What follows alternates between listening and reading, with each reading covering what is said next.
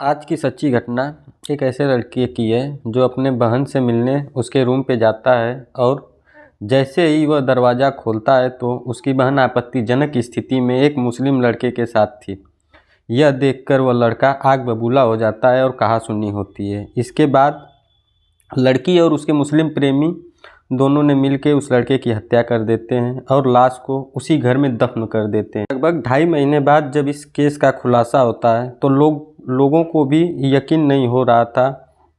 नमस्कार दोस्तों, रिश्तों को शर्मसार करने वाली यह सच्ची घटना है। झारखंड प्रदेश का एक ज़िला है रामगढ़। इस ज़िले का एक गांव है बरतुआ। यहाँ का रहने वाला नरेश महतो वह अपने नज़दीकी पुलिस स्टेशन पतरातू जाता है और वहाँ जाकर शिकायत करता है कि मेरा बेटा 24 जून 2022 को अपने मामा के घर रांची गया हुआ था। वहाँ से लौटकर वापस आ रहा था, लेकिन 20 जून 2022 से वह लापता है। उसका हमने सभी जगहों पर पता कर लिया, लेकिन वह कहीं नहीं मिल रहा है। पुलिस के सामने गिड़गिड़ा करता है, रोता है, लेकिन पतरातू पुलिस उस व्यक्ति को टरका देती है और कहती है कि यह मामला हमारे थाने का नहीं है, यह रांची के चुटिया थाने का मामला है, आप वहां जाकर रिपोर्ट लिखवाएं। ऐसे ही दोनों थानों के चक्कर काटते काटते वह धीरे धीरे तो वे 2 महीने हो जाते हैं, लेकिन उसका रिपोर्ट किसी थाने में नहीं लिखी गई। अब उस लड़के के पिता 72 दिन बाद चुटिया थाने पर जाकर धरने पर बैठ जाते हैं और कहते हैं कि जब तक आप मेरे बेटा जिसका नाम रोहित कुमार उम्र 21 साल को नहीं ढूंढेंगे तब तक यहाँ से हम नहीं जाएंगे। अब जब यह धरने पर बैठ जाते हैं तो पुलिस 72 दिन बाद रिपोर्ट लिखती है। अब पुलिस 2.5 महीने बाद इस मामले की जांच शुरुआत करती है। सबसे पहले पुलिस रोहित के मोबाइल की CDR निकलवाती है तो पाती है कि आखिरी बार रोहित की बात अगर किसी से हुई थी तो वह उसी की बहन चंचला कुमारी से हुआ था। पुलिस जब चंचला कुमारी से पूछती है कि रोहित की बात लास्ट में तुम्हीं से हुई थी, तो वह कहती है कि वह मेरे पास आ रहा था, लेकिन पता नहीं क्या हुआ कि वह नहीं आया और उसी दिन से गायब है। पुलिस जब रोहित की लोकेशन निकलवाती है तो उसका लास्ट लोकेशन चांदनी चौक एक बस स्टैंड पर होता है, जो कि चुटिया थाने में ही आता है।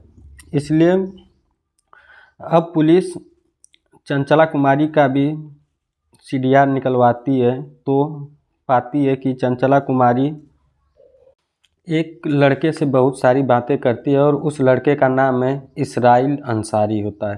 अब जब पुलिस इसराइल को हिरासत में लेती है, जब इन दोनों से सख्ती से पूछताछ होती हो तो चौंकाने वाला बात सामने आता है, जिसको सुनने के बाद सबके सब हैरान हो जाते हैं। चंचला बताती है कि वह पतरातू की रहने वाली है, लेकिन इसके पिता गवर्नमेंट जॉब करते हैं, जो कि थर्मल बिजली बोर्ड के सरकारी क्वार्टर में पतरातू में ही रहते हैं। वहाँ पर घर के उसके परिवार के बाकी सदस्य नहीं रहते, वही अपने पिता के साथ रहती थी। कुछ दिन पहले अचानक उसके पिता का ट्रांसफ़र हो जाता है तो वह वहाँ से चले जाते हैं। अब चंचला इस क्वार्टर में अकेले रहती थी तो वह रोज़ अपने प्रेमी को अपने रूम पे बुला लेती और दोनों साथ साथ रहते। लेकिन एक बार ऐसा होता है कि जब ये एक बार आपस में संबंध बना रहे थे तभी इसका भाई रोहित कुमार वहाँ आ जाता है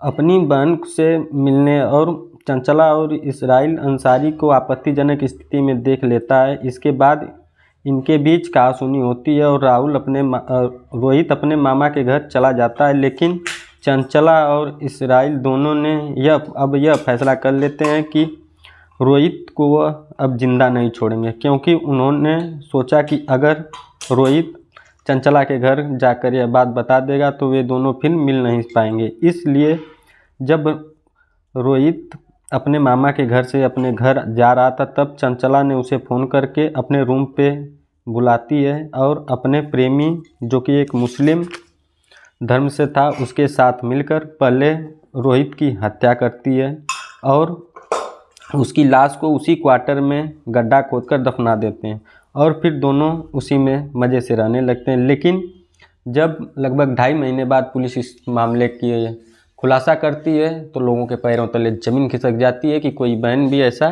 कर सकती है।